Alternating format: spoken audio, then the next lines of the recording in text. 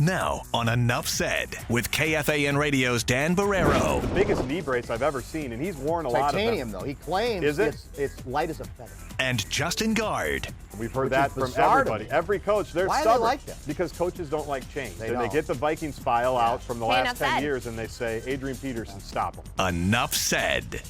So as a player, it became more than a game for me, and I know it did, as you can see, for this whole team, about the livelihood of these kids afterwards, after football, because that's why we come here. We come here to get a degree. We come here to make a life for ourselves, and these kids' reputations have been ruined. Welcome back. Another edition of Enough Said has begun. My name's Dan Barrero. Justin Guard is back. Welcome back. Good to be here. And Lori Fisher is in the control room for what promises to be a fairly meaty, I think, first segment of the program. Yeah, I was going to say it's a national story.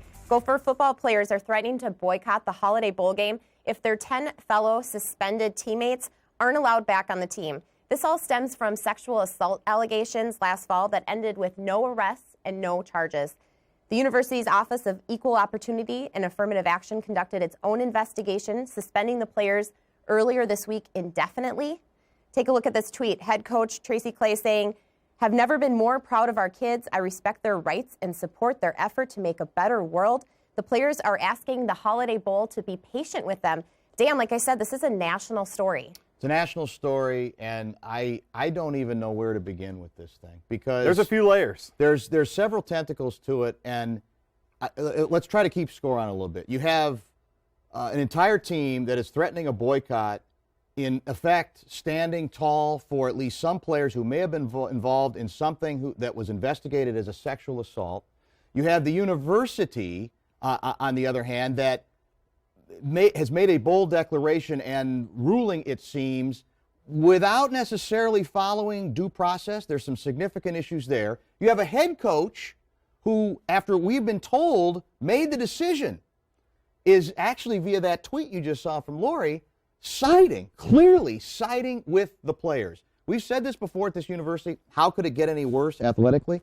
I don't know that you can get any worse than this. This might be a new low point, in part because you've got what you do now, and in part, I think it's the long-term ramifications of where this thing goes. It's unprecedented. It's uncanny. And to quote the great Ron Burgundy, this thing has escalated fairly quickly, and it's completely gotten out of hand. And when the original suspensions were handed down, what was that, Tuesday or Wednesday, I never thought it would get to this point. I'd heard some rumblings that there were some players that were unhappy, but I think it's only been once in like 50 years where a team has actually boycotted a bowl game. I know we had the Missouri thing a couple of years ago, but it is wild. And the gloves are absolutely off. The only thing missing from Tracy Clay's tweet was some kind of hashtag that said, "Come and get me," or "bleep you" to all the bosses. He might as well have been right next to Wolotarski. Yeah. In effect, because he almost went that far. And this is where the university is ham-handed yet again. This is not unprecedented here. You may notice a pattern. Where at the front end, what was the statement from Kaler?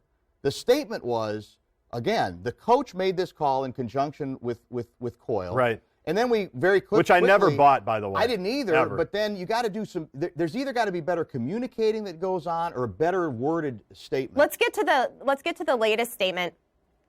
Mark Coyle went on camera earlier this week. But since this latest development, they just released a statement. U of M President Eric Kaler and Mark Coyle saying they understand there's a lot of confusion and frustration, but the reality is that not everyone can have the facts and that the university can't share more information due to privacy concerns, and that they fully support the football players and all student athletes. Has there ever been a more non-statement? No. What does that say? And I'm statement it out. It doesn't tell us anything. We've had 10 it? statements this week. And it doesn't. What does it even mean? Nothing. Look, we have, as I said, I have heard from people who've seen the report that if the players were aware of everything that was in that report, they might not be quite as strong in solidarity with all of their teammates. And that's where, to me, they've made a mistake. They've put all 10 players under the same... Talking about the players, I'm sorry. Put them in the same basket on, we want them all back, without distinguishing between the players who were involved in whatever took place that night and others who may have been in the area but did not participate. That's one big issue. But there's another big issue here. It's hard for me to side with the players on the conduct. It's easier for me to side with the players on the question of due process. Right. Because another thing I have heard, and I hope we know this eventually, we can get this confirmed one way or the other, is that the committee that investigated this on the school's behalf did not look at the video that was part of the investigation. That cleared them. That cleared them, at least in terms of law enforcement, Criminally. saying we're not going to go any further. I don't know how you do this investigation without having that piece of video. Now, could they not get it? Did they try to get it? And that gets back to, did they do a good enough job of not only protecting the victim, but also giving the players the rights to defend themselves? And I dare say I have no trust, zero trust, that this university knows how to go about that. There's no track record to indicate that they do. The other thing I know that the players are upset about is the communication, and all of this has been bad really from day one. If you even want to bring it back to the criminal proceedings where you have the restraining order and then they weren't able to get a hearing, right, and games were missed and all of that. So their anger level is already up to here, whether correct, it should be or not. But once the criminal proceedings end like they do, with the victim saying this isn't about hurting anybody, I just wanted to feel safe, there was clearly a really bad job of communicating that this second investigation not only was going to happen, but had to happen by federal right, law. That's what one thing I've even learned and re-educated myself on this week. There had to be a Title IX investigation. That's a federal deal. The school is obligated to take their own look at it. They don't have a choice. The burden of proof, very much like a criminal trial to a civil trial, is much lower in this case, where they don't need necessarily preponderance of evidence. Exactly. To go back to Deflategate, more Yes, plausible than not. You can be a lot vaguer. You can take, it only really has to be 51% if you want to do the percentage breakdown. And that clearly was not communicated at all. And if it was, it wasn't communicated very clearly that not out of the woods yet if you think you're still going to be able to play. We still have this other investigation. Here's how we can help with that. Here's how you need to help with the investigation. But there is going to be a pretty significant ruling that's going to come down at some point that doesn't just affect your future on the football field. It affects your future as a student at the university. Well, there's larger issues here, too, at work, as we've talked about on the radio for a while, on cases involving less famous, just students, that a lot of individuals who've been, largely males, have been kicked out for charges of sexual nature. They've fought back in court and often won on the basis of the procedure, that there's some judges are saying, we get how important this issue is, and we get the directive from the Department of Education, but we also, there has to be a way for individuals to defend themselves, even if it's not in a criminal court. And were they given that? Now, in this case, we don't know exactly what it was. You know, the tape, I keep going back to the tape because some people have said, well, you don't get it. There's a code of conduct at the school. And the code of conduct says non-consensual sex, you're nailed, you're in trouble. We get that. I think we all understand that. The question is the ambiguity that at the very least exists regarding parts of the tape at the part of this process. Does that mean it didn't get sordid, dark, and maybe even criminal? No. That's still the hard question. Something, I think we'll all agree, a little sick ended up taking place there, and was she agreeing to it? I don't know. I think there's serious question on that. But you can't leave that part out, that part of that, the law enforcement reluctance had to do with what that tape indicated. And so even if you're doing it on a non-criminal level, that has to be part of the discussion. We know you can't have sex with someone that is not interested in having it. And I think we're all in agreement on that. Yeah, there's no gray area in that. No. Now the question is, where does everybody go from here? If you want to talk There's about nowhere to go. The 120 student athletes, like Wolotarski said, well, basically they can't fire all of us. No. They can fire a couple of people, and one of them is clearly drawing his line in the sand, talking about Tracy Claeys. They've got an athletic director they just hired and are paying an awful lot of money to kind of lead this department. And he has no equity right now because we haven't heard from him much the last 7 months. Heard from him? I didn't even know. I thought Norwood Teague was still in the job. Well, which brings up another story. Which also might be connected yes, to what is going on at this university. But we may already know by now that the university, I think, just has to pull out of the bowl game and say, we're done. We can't hold the Holiday Bowl hostage. Drips and drabs. It's not going to work that way, and now it's going to be incredible. Coming up on Enough Said. The actual evidence. We've got a lot of anonymous reports out there. We've got indications that are out there. We've got some circumstantial evidence. But like with anything else, you used to say.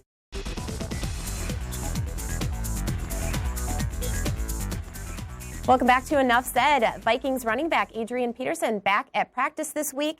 He could play this Sunday against the Colts or wait and see what happens and then play against the Packers. What do you guys think is going to happen? I've flipped on this.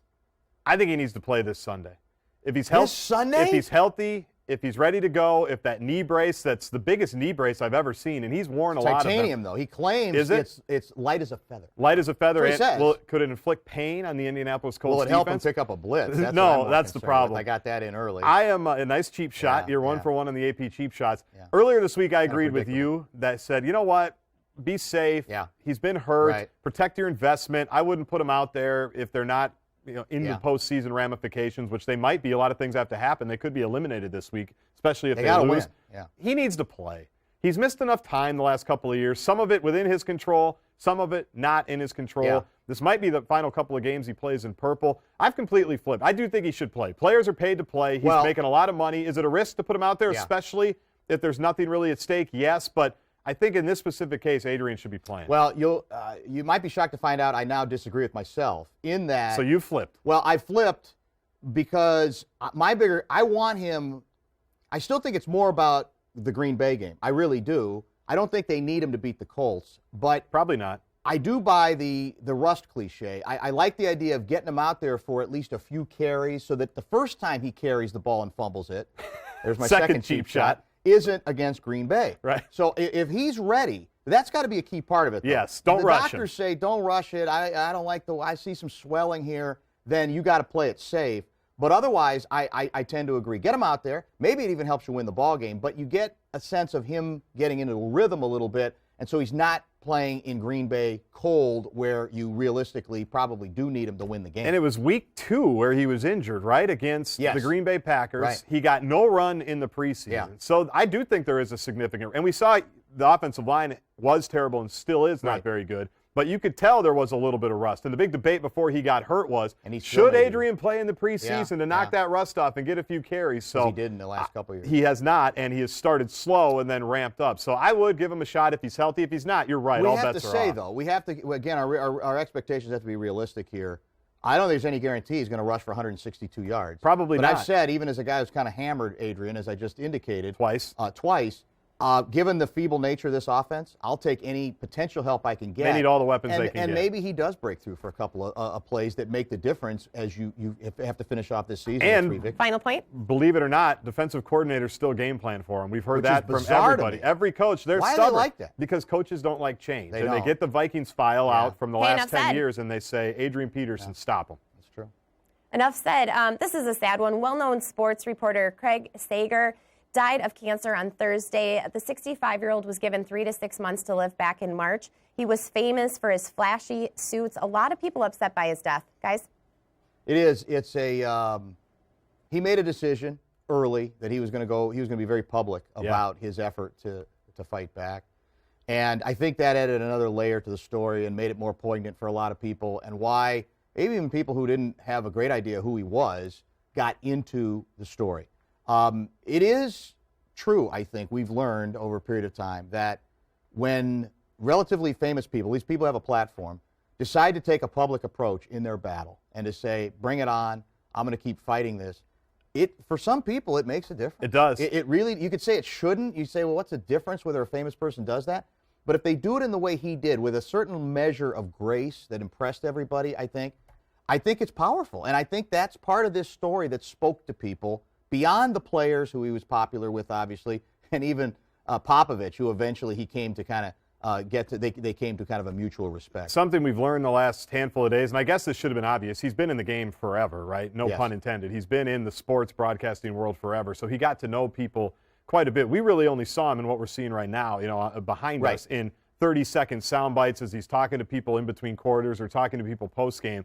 But he was a guy that had everybody's respect because he didn't just do the Justin Guard sideline reporter, show up at game time, do a couple of stories, and get to know a few people. He was there early. He was there late. I think that's what Popovich probably respected about him, and that he gave him a little bit more rope, so to speak, than he would have other people. And he had a style. He did, as the bit on the clothes was fun for people. Yes. But he had a certain among the sideline reporters, and I know you have great respect for what they do, especially because it's hard. I think it's hard business to make yourself effective in that job. Can be. And he did, and part of it you could say was a shtick, but what shouldn't be forgotten is, like you said, the substance of what he did. He was a worker. It wasn't just about the goofy blazer. And that's the interesting thing. When you have such a character like that, you sometimes forget that there is something behind the clothes. And, yes, that's true. As big of a story that was, and every once in a while you're like, what are you doing? That is, Garnett was famous for saying, why do you keep getting dressed in the dark? Having fun with them. If you do take a step back, and if he's just wearing a regular blue blazer, you'd say, well, he's asking some pretty good questions. He clearly understands. He's got a good rapport with the subject, which I think is, as you would agree, is the most important thing with an interview. You know what? Another thing that strikes me, and we don't have a lot of time for this to go in too much depth, but the NBA, in that sense, I think, is always a tighter community where whoever's involved, I think they sort of rally around each other. I don't want to say no other sports do it at all, but I think the NBA does it more than anybody, whether it's, like I said, sideline reporters, big-time announcers, players, coaches, people behind the scenes. We have to move on. There seems to be a certain extra warmth. Probably a lot of national games. They get to know That's each a good other. Point. That's probably there's 82 games. Right. The good teams are always playing. They always have the good crews. True. Okay, next up, the Obama administration suggested that Russian President Vladimir Putin actually authorized the hacking of email accounts that helped President-elect Trump's campaign, and that Trump knew it. Trump tweeted this week, if Russia or any other entity was hacking, why did the White House wait so long to act? Why did they only complain after Hillary lost? But an AP fact check shows the Obama administration did bring this up back in October. Dan? Well, look, I've said for a while, and now I think we have some Republicans on board as well, this has to be investigated. I mean, I think if you consider yourself a patriot, regardless of where you are on the fence, politically, you want the due diligence done. Am I convinced that's why Trump won? No, I'm not. I'm just not. I'll put it this way. I want to see the actual evidence. We've got a lot of anonymous reports out there. We've got indications that are out there. We've got some circumstantial evidence. But like with anything else, everything is flipped here now where the Dems who used to say, watch this CIA, man. We need evidence. You can't just trust the CIA. And now they're the biggest CIA boosters in history. They love them. Which is kind of ironic. And the Republicans have reversed a little bit as well. It depends on whose ox is being gored. But, definitely investigate it. But this notion, did you see the video about the goofball actors who, speaking directly to the electoral college, the voters, and, you basically don't vote for who you're supposed to vote for. Vote for your conscience, It should be mocked by Saturday Night Live if they have the cojones to mock across the board. I doubt that they will, but it should be. It's just sad. Well, Trump's told us they're very one-sided in their satire. And in this, I would agree with you there. This. It'd be funny if it wasn't so scary. Typically, when you have countries attacking other countries, you'll get some kind of cooperation when there's a crime committed against another country, whether by a citizen or a government entity. And in this case, I don't think we're going to get much help from Russia in investigating this. Seems unlikely. And that's reading the New York Times story today about it is they've tried to investigate and they've tried to get people and they call Russia and they say, this is what's happened. Can you do it? And they go, yeah, we'll check on it for you. Well, and the only time they give you, that they're going to give us the stuff. Well, for a regular citizen, maybe. Yeah, the government people, of course, are going to wall up. But I think they've deported or extradited one regular citizen in like 50 years, and that guy just happened to be an American. Isn't also the lesson we've learned? I mean, the Times had this voluminous piece. The number of... Have you finished reading that, by the way? No, I can't. It's going to take till 2017. I'll do it during the tsunami. How much evidence we have of there were warnings sent out, and they were basically ignored, FBI warnings at various points, so that everybody... there's a lot of people, it appears, who dropped the ball in not taking whatever the Obama administration, for example, was saying, we're not taking the threat seriously enough, early enough. And, I mean, the Podesta deal where... you need to redo your email and do it at, here's your link. I guess it's they call it phishing, yeah. And they did it. Multiple people. It's just, which we know possible? as we mere know peasants, we're told weekly, don't click on anything that says you need to change your password. Looking, delete it or bring it to somebody's attention. Or figure out a different way to log on and then change your password.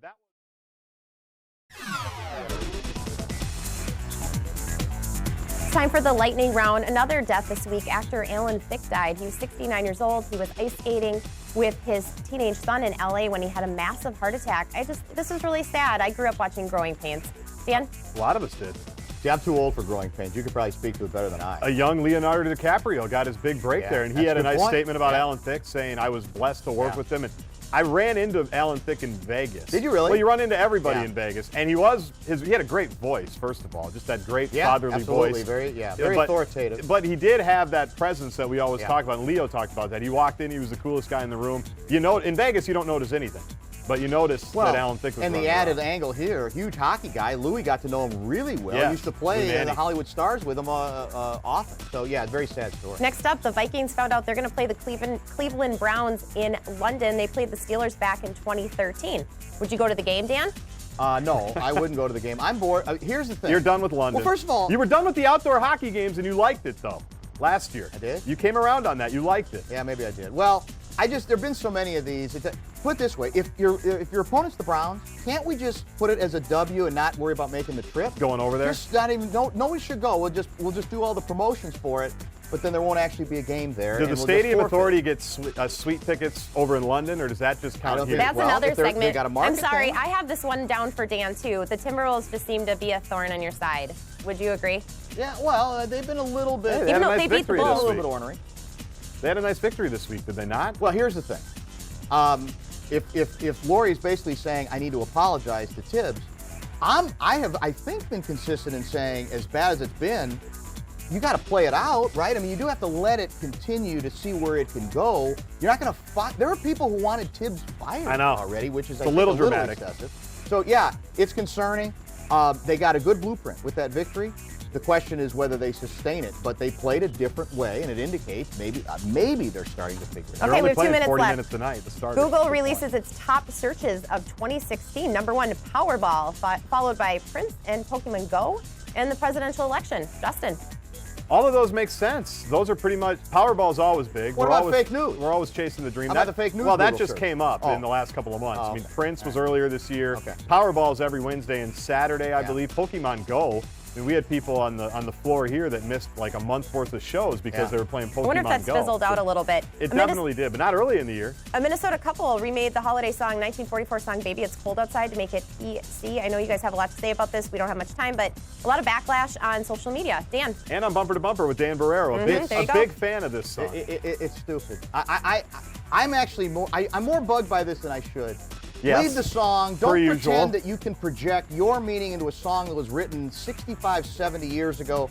Don't make those. If you don't like the song, just ignore it. But don't do this precious, we're going to remake it, and because it was deep and dark and devious. We don't know that that's what it was. We're sitting there actually, you end up being forced, let's look at the lyrics. Reading the lyrics. And finding The out old songs lyrics. The old songs lyrics.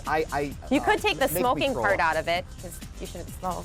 Well, okay, Right? we're happy. Health conscious. Last legal up, to smoke? there is just a week left to go Christmas shopping. Since you can't say what you bought, I want to know what's on your wish list. Maybe more snow. Not more snow. What's on my wish list? I would say a nice, good night's sleep for my wife with Yeah. the 1-month-old. Can we get that?